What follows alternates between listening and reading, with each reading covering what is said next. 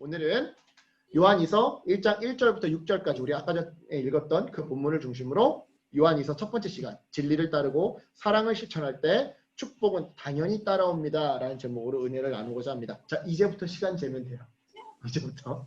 자, 오늘 본문에서 딱 교시해요. 좋아요. 자, 오늘 본문에서 스스로를 장로라고 소개한 사도 요한은요, 어떤 교회에게 편지를 보내는데요. 자, 1절 앞부분을 보니까요, 그 교회의 이름이 나오잖아요. 등장하지 않아요. 대신에 그냥 택하심을 받은 믿음의 자매와 그 자녀들이라고 부릅니다. 목사님이 얘기하는 거랑 화면이랑 조금 다른데, 예, 제가 세번역 성경으로 지금 읽어서 그래요. 여하튼 여러분, 왜 이렇게 부른 걸까요? 교회의 이름을 뭐 강남 비전교회다 뭐 이렇게 딱 지명해서 부르면 쉬울 텐데 왜 이렇게 애매모호하게 택하심을 받은 믿음의 자매와 그 자녀들이라고 부른 걸까요? 그 이유는요, 박해와 위험에서 이 수신자들을, 이 교회를 보호하기 위해서였습니다. 즉 지금 이 요한 2서를 받아보고 있는 교회는 로마의 박해 속에서 그 신분이 노출되면 안 되는, 그랬다가는 다 죽임당할지 모르는 그런 위기 상황 속에 놓여있던 그런 교회였다라는 거예요.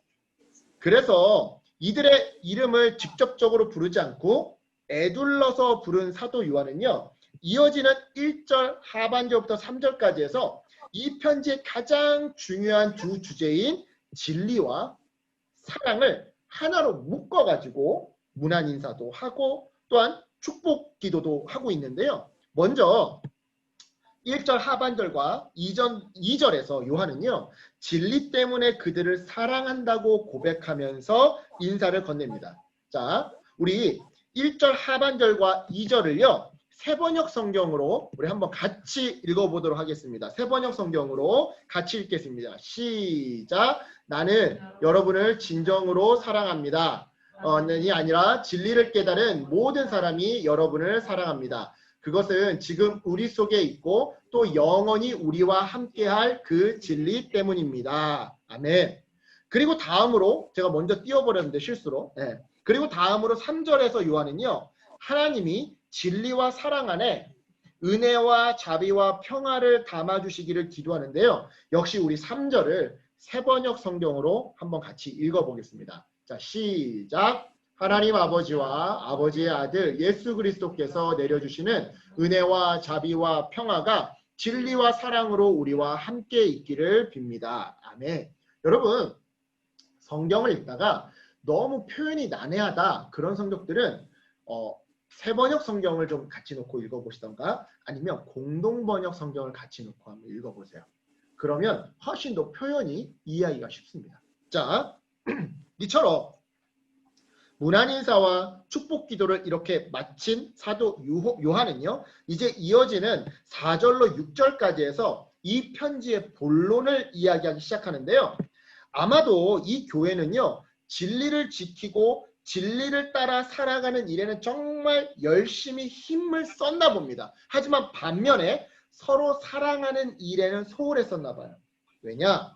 5절을 보니까 5절에서 요한이 뭐라고 말합니까? 5절에서 부녀여 내가 이제 너에게 구하노니 서로 사랑하자. 요한은요, 진리를 따르려고 계명을 힘써 지키는 그들의 태도를요, 일단 4절에서는 칭찬합니다. 그리고 난 다음에 5절 상반절에서 지금 보시다시피 서로 사랑하라고 간청하고 있죠. 왜요? 자, 이들이 서로 사랑하는 일에는 소홀했기 때문입니다. 이걸 가리켜 좀 어려운 말로 원사이드 커뮤니케이션이라 그래요. 한마디로 이 사람이 이런 글을 쓴 이유는 이걸 못했으니까 이렇게 얘기하는 거다. 미루어 짐작하는 거죠. 서로 사랑하지 못하고 있으니까 야, 서로 사랑해라 라고 말하는 거다 이 말이에요. 이게 원사이드 커뮤니케이션이에요. 네. 그런데요, 여러분, 그냥 사랑하라고 하면 진짜 잘 사랑하게 될까요? 아니면 잘 안 될까요? 대부분 잘 안 됩니다. 왜냐면 아무리 옳은 말이라고 해도 앞뒤 설명 없이 그냥 하라고 하면 안 하는 게 사람 심보기 때문에 그렇죠. 쉽게 예를 들어서 이런 거 생각해 보세요. 앞뒤 설명 없이 그냥 공부하라고 하면 공부합니까? 앞뒤 설명 없이 그냥 다 잘라서 야, 너 성경 읽어 하면 읽는 사람이 있나요? 없어요. 대부분 안 합니다. 어느 분이 틀어놨지? 김동규가 틀어놨나 보네요. 네. 자, 음소거를 걸어놨습니다. 네. 안 해요. 너 수학 공부해야지. 앞뒤 설명 다 자르고 수학 문제 풀어라. 안 풉니다. 앞뒤 다 자르고 너 성경 공부해라. 안 합니다. 네. 안 해요. 마찬가지입니다. 서로 사랑하라고 권면한 요한은요. 왜 우리가 서로 사랑해야 하는지 그 이유를 설명하는데요. 그 이유는 진리와 사랑은 하나이기 때문이래요. 자, 본문 6절을 우리 또 함께 읽겠습니다. 함께 6절 있습니다. 시작. 사랑은 다름이 아니라 하나님의 계명을 따라 사는 것입니다. 계명은 다름이 아니라 여러분이 처음부터 들은 대로 사랑 안에서 살아가야 한다라는 것입니다. 네.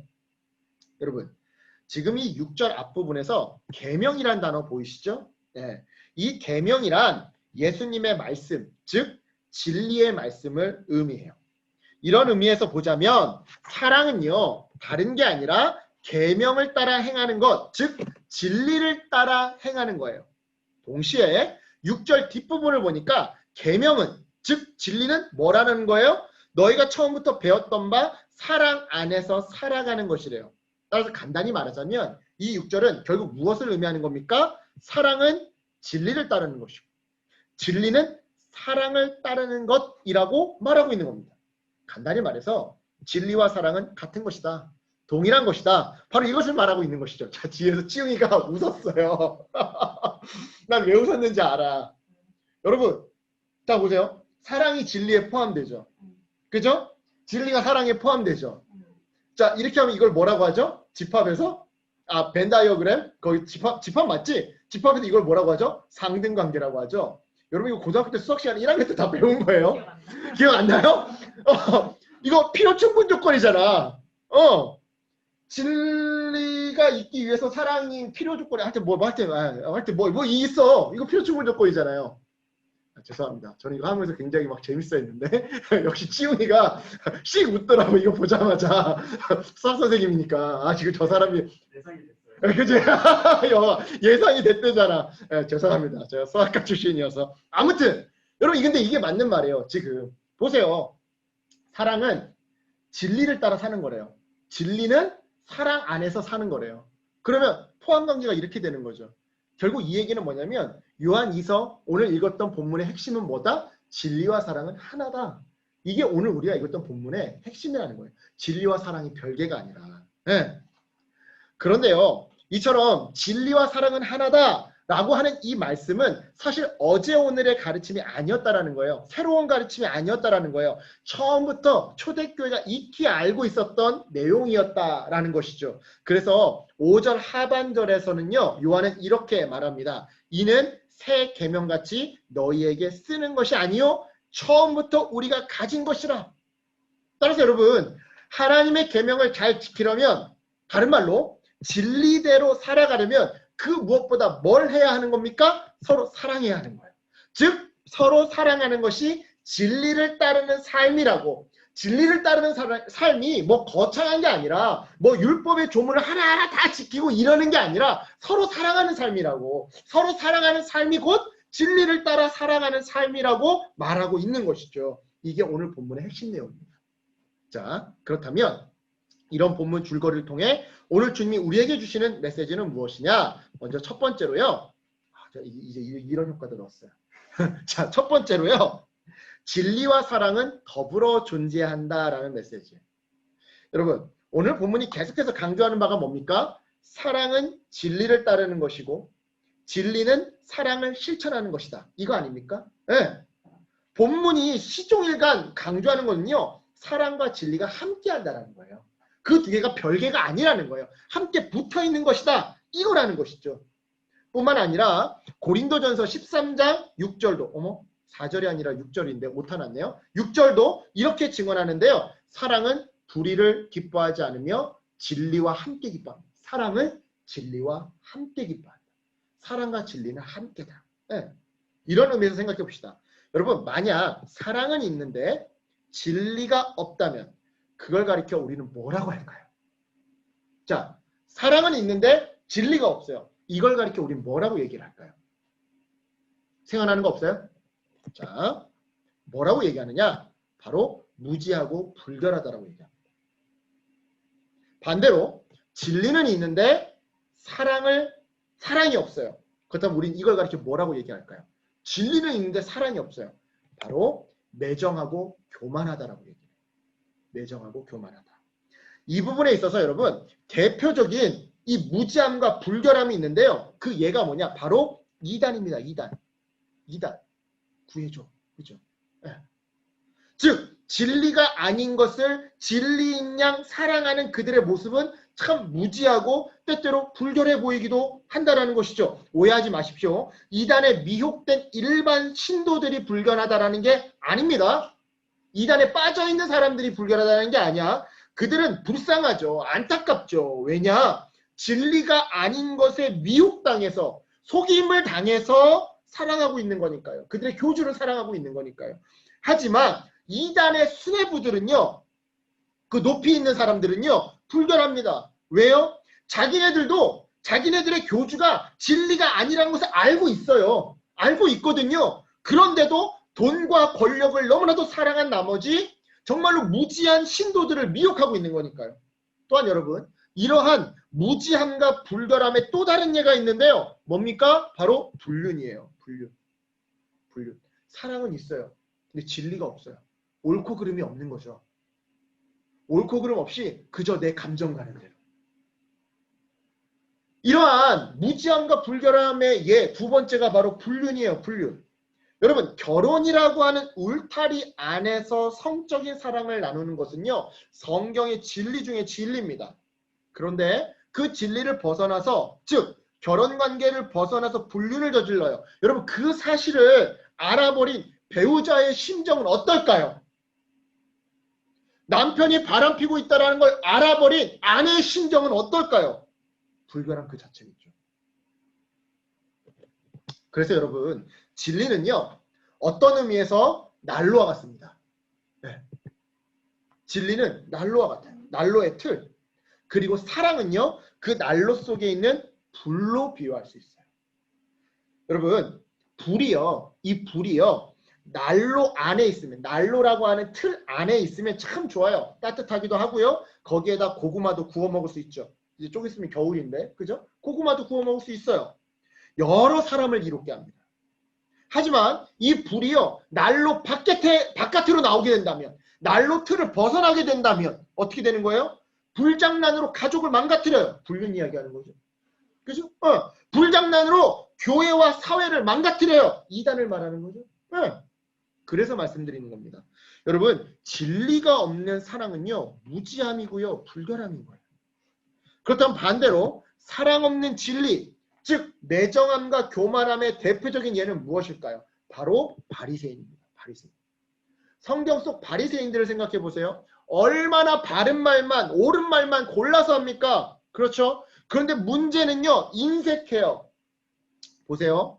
예수님이 안식일에 병 고쳐주신 그 사건 그 일이 위법이라고 고발을 해도 야 안식일날 쉬어야 되는데 너 왜 병 고쳐줬냐? 너 그거 일한 거잖아. 그러고서는 이게 고자질을 하고 위법이라고 고발을 해도 왜 예수님이 그 사람을 고쳐줄 수밖에 없었는지 그 사람이 평생 얼마나 고통스럽게 정말로 가슴 아프게 살아야 했는지 이해하지 못합니다. 공감 능력이 없어요. 즉 옳고 그름에 대한 진리만 있을 뿐 사랑의 마음, 이해와 공감의 마음은 없더라 이 말이죠. 오늘날에도 이러한 바리새인과 같은 사람들이 우리 주변에 너무나도 많습니다. 자, 우리 주변을 보면요. 내가 어렵고 힘들 때 내 잘잘못을 기가 막히게 따져주는 판사들은 왜 그렇게 많은지 모르겠어요. 그지 희중아? 시험 성적 안 좋으면 아빠가 너 공부를 안 했으니까 그렇지. 그래 내가 공부 안 했어. 시험 성적이 안 좋은 건 나도 알아. 근데 잘잘못만 따질 뿐이지 왜 공부를 안 했을까? 어떤 부분에서 어려웠을까? 환경적인 어려움은 있지 않았을까? 뭐 마음의 슬럼프는 있지 않았을까? 이런 거 물어봐주는 사람이 없어요. 희중이 좋을까봐 내가 예를 들어준 거고 좀 더 좀 와닿는 예를 들어본다면 남편과 아내 사이. 남편들. 아내가 힘들다고 하면 너도 문제야. 네 마음가짐이 문제야. 네가 사회생활을 잘 몰라서 그래. 네가 남자들을 몰라서 그래. 그죠? 이렇게 훈수두기에 바빠요. 사장님보다 더합니다, 남편들. 어떨 때는 시어머니보다 더합니다, 남편들. 예. 그런데 누구는 없어요? 나를 이해해주고 공감해주는 사람. 내 고통을 함께 짊어져주는 사람. 품이 넓은 그런 사람은 별로 없더라는 거예요. 아까 전에 불륜 얘기했지만 내가 예시를 들기 위해서 좀 강한 용어를 썼지만 반대편으로 보자면 왜 불륜을 저질렀는지, 전 남편에 의한 학대는 없었는지, 전 남편으로 인한 갈등은 없었는지, 외로움은 없었는지, 아픔은 없었는지 물어봐주고 위로해주는 사람은 없어요. 그저 불륜 저질렀네 낙인 찍기에 바쁘죠.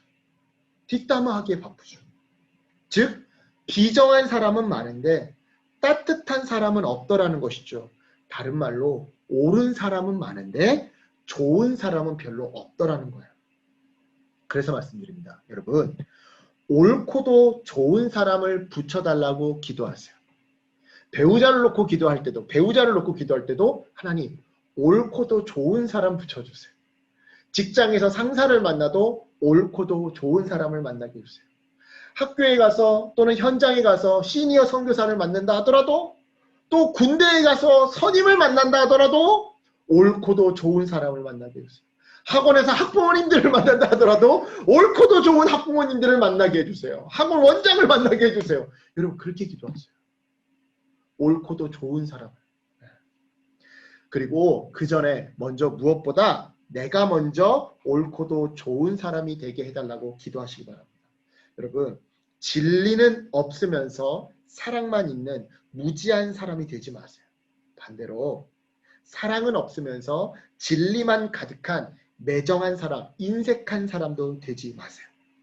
진리와 사랑이 더불어 존재하는 예수님과 같은 그런 사람이 되게 해달라고 기도하세요. 우물가의 여인을 만났을 때 너 맨날 남편 갈아치웠지? 이렇게 정지하시는 것이 아니라, 그죠? 네. 그런 예수님, 담임목사님 설교하실 때 그러죠. 지금이 몇 번째 남자니? 어느 남편이 제일 좋았니? 어느 남편이 제일 싫었니? 이런 거 묻지 말라고. 그죠? 네. 그러니까 영과 진리로 예배할 날이 있다. 네. 여러분 예수님 같은 그런 사람이 되게 해달라고 기도하시는 거예요. 왜냐? 여러분 초록은 동색이고 가재는 개편이고 유유는 상종이라고요. 내가 먼저 그런 사람이 되어야 그런 사람들이 또한 내 곁으로 다가오는 법입니다. 내가 먼저 옳고도 좋은 사람이 되어야 옳고도 좋은 사람이 내 옆에 달라붙는 거지, 나는 옳고도 좋은 사람이 아니면서 그런 사람이 내 옆에 남아있기를 바란다고 한다면 절대 남아있지 않아요. 떠납니다. 이런 의미에서 오늘 본문은요, 우리에게 마지막 두 번째 메시지를 던져주는데요. 그것은 바로 진리와 사랑은 축복의 그릇이다 라는 메시지예요. 본문 3절을 보시면요. 3절에서 그리스도께서 주시는 은혜와 긍휼과 평강이 어디 가운데에서 우리와 함께 있대요? 진리와 사랑 가운데서 우리와 함께 있는데요.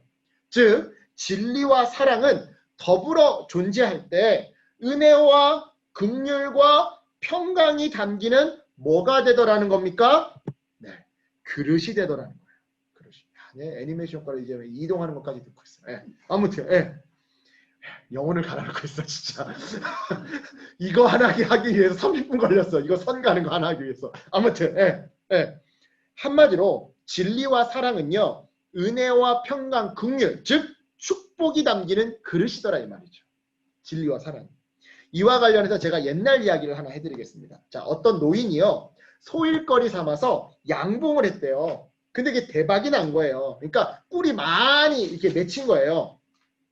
그래서 이 많은 꿀을 나 혼자 다 먹기에는 못 먹을 것 같고 어떻게 하면 좋을까 생각하다가 동네 사람들에게 나눠주기로 했답니다. 그래서 꿀을 나눠줄 테니까 받아가라고 이렇게 광고를 했대요. 소문을 냈대요. 그래서 이제 동네 사람들이 막 와서 줄을 서가지고 꿀을 다 받아갔다고 합니다. 그런데 며칠 뒤에 동네 사람들 사이에서 원성이 터져 나오는 거예요. 원성이 터져 나오는 거예요.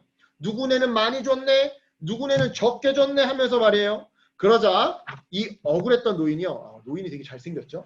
그죠? 노인이 울버린이에요. 네. 노인이 울버린인데 어쨌든 이 노인이요 이렇게 말했다고 합니다. 아 시방 나는 지들이 가져온 그릇대로 채워준 것이오. 바가지 가지고 온 놈은 바가지에 채워주고 기름병 가지고 온 놈은 기름병에 채워준 것인데 아 왜 엄한 놈 붙들고 난리요. 여러분 전라도 사투리와 충청도 사투리가 섞인 버전을 여러분들이 듣고 계신 겁니다. 여하튼 이 이야기에서 우리가 깨닫는 바가 뭡니까? 바로 그릇의 크기에 따라 담기는 축복의 양이 달라지더라는 사실. 우리는 보통 그릇 이야기를 할 때요. 큰 그릇과 작은 그릇 그리고 깨끗한 그릇과 더러운 그릇으로 구분해서 이야기하곤 합니다. 바로 이때 큰 그릇과 작은 그릇을 결정하는 것이 바로 사랑이에요. 사랑.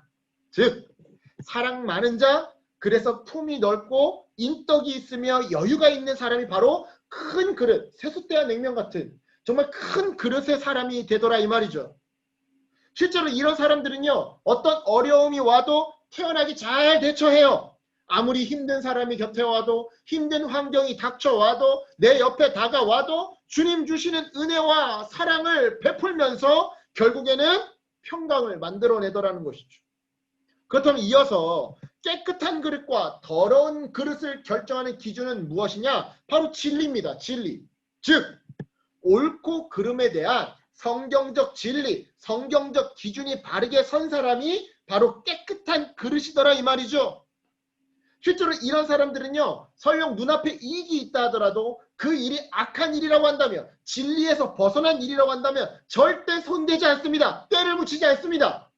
그래서 눈에 보이는 이익이 아니라 주님 주시는 은혜로 살아가는 것이죠. 손해를 보더라도 긍휼을 베풀기에 돈으로 인한 갈등에서 늘 자유로울 수가 있는 것이죠. 따라서 여러분 인생을 살면서 정말 여러분이 우선순위에다 두고 제일 먼저 챙겨야 하는 것은요. 진리신 하나님과 성경에 대해 알아가는 일이에요. 그리고 하나님과 이웃을 내 몸과 같이 사랑하는 일인 겁니다. 왜냐? 진리가 내 그릇을 깨끗하게 만들고요. 사랑이 내 그릇을 넓게 넓히는 거니까요. 그래서 은혜와 긍휼과 평강이 내 삶에 담기도록 머물도록 만들기 때문이죠. 이런 의미에서 묻겠습니다. 여러분 혹시 살면서 주변 사람들로부터 무지하다는 좀 정결하지 못하다라는 그런 소리를 들으십니까? 그렇다면 진리를 채우시기 바랍니다. 네. 성경을 깊게 좀 읽으시고요. 성경을 읽은 대로 살아내기 위해 몸부림치셨으면 좋겠어요. 한편 주위 사람들로부터 인색하다 또는 교만하다라는 소리를 들으십니까? 간혹? 그렇다면 이번에는 사랑을 채우시기 바랍니다. 옆 사람의 말에 더 귀 기울여 보시고요. 그 사람의 입장이 되어보기 위해 애써 보세요. 그리할 때 주님의 은혜와 긍휼과 평강이 임합니다. 그 은혜와 긍휼과 평강이요. 내 마음을 채우고 내 삶을 회복시켜 나갈 거예요. 자, 말씀을 정리합니다. 네. 다들 안 놀라네. 빨리 끝냈는데. 오늘 본문을 통해 우리 주님은요. 첫째, 진리와 사랑은 더불어 존재한다.